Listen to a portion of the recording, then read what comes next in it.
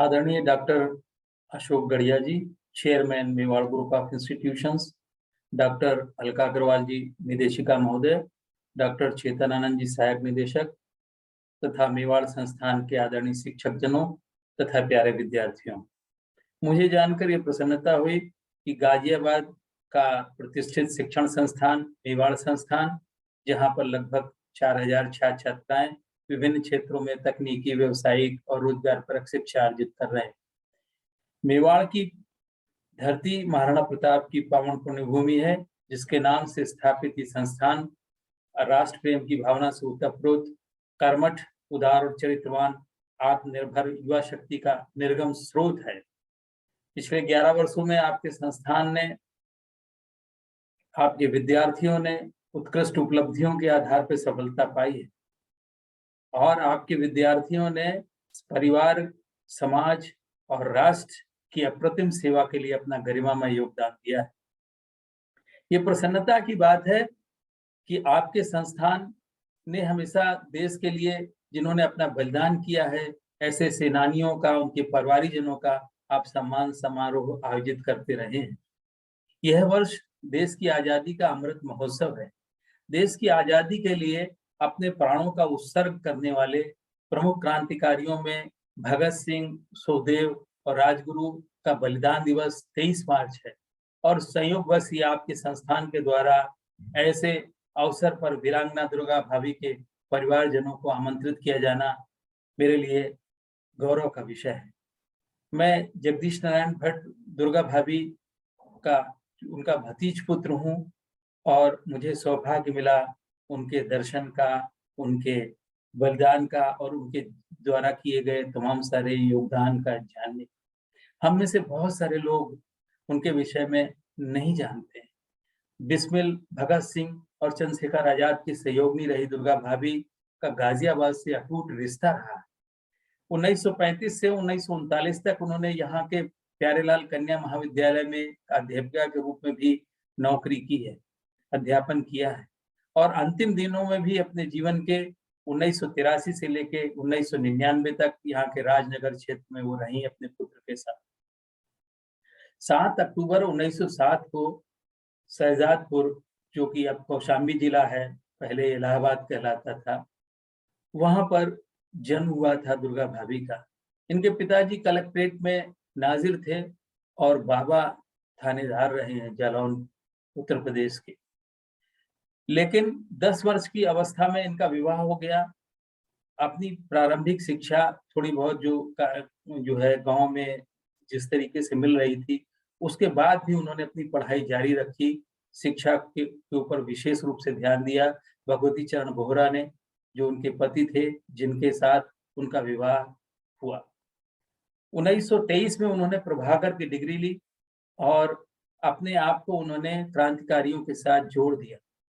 क्रांतिकारी उस समय तमाम सारे हिंदुस्तान रिपब्लिकन आर्मी के रूप में काम कर रहे थे।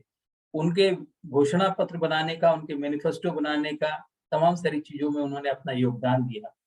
19 दिसंबर 1928 को जब भगत सिंह सैंडर्स को मारने के बाद फरार हुए, तो उनके साथ उनकी सहयोगिनी के रूप में, एक अंग्रेज मेम के रूप में उन्होंने जो यात्रा की और किस तरीके से अपनी कुशलता से इन क्रांतिकारियों को जो है चंगुल में आने से बचाया। अपने समय में उन्होंने तमाम सारे और भी काम किए। 28 मई 1930 को भगवती चरण बोहरा का रावी की नदी के तट पर जब उनका बम ट्रायल करते हुए बलिदान हो गया, तो भी उन्होंने हार नहीं मानी। छोटा पुत्र था, 3-4 वर्ष का पुत्र, उसके बावजूद भी उन्होंने क्रांतिकारी गतिविधियों को जारी रखा। 9 अक्टूबर को गवर्नर हेली के ऊपर गोली चलाने से लेकर के तमाम सारे और काम थे। अंग्रेज जो है सिपाही उनके नाम से थर्राते थे। भगत सिंह के साथ साथ आजाद के साथ उन्होंने मौजर पिस्तौल लाने का काम और उनके क्रांतिकारियों के लिए तमाम सारे औजार लाने का काम भी वो करती रही।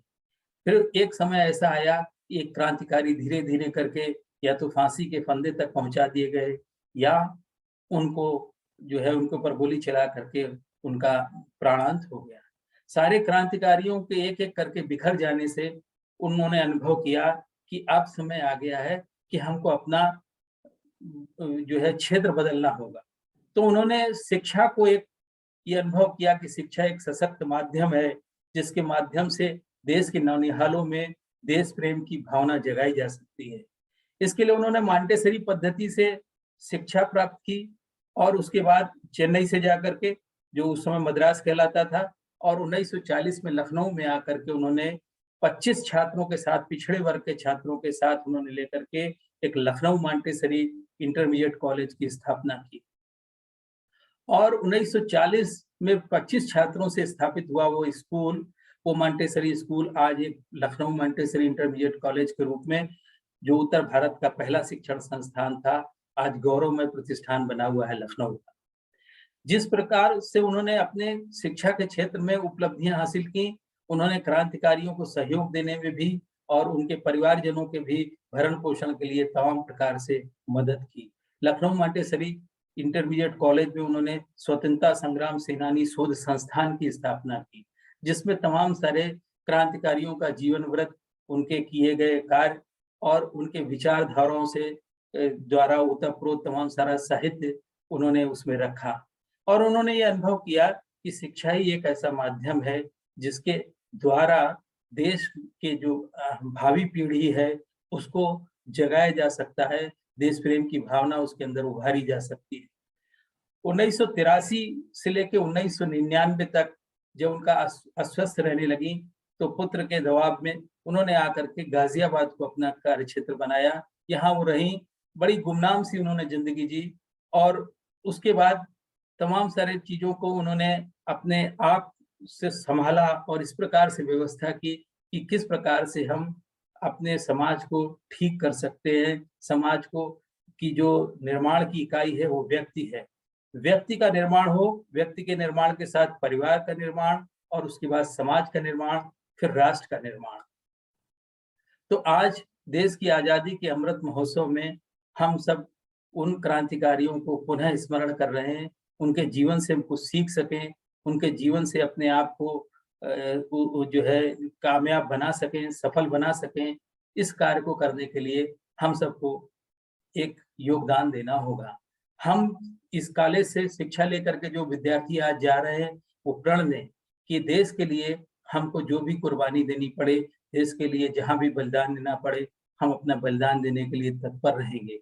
राष्ट्र के निर्माण के लिए हम कहीं भी समझौता नहीं करेंगे और जब हम इस प्रकार से चलेंगे, चरित्रवान और राष्ट्र प्रेम की भावना से ओतप्रोत हम आत्मनिर्भर युवाओं को तैयार करेंगे, तो इस देश को विश्व गुरु बनने में, विश्व की महाशक्ति बनने में देर नहीं लगेगी।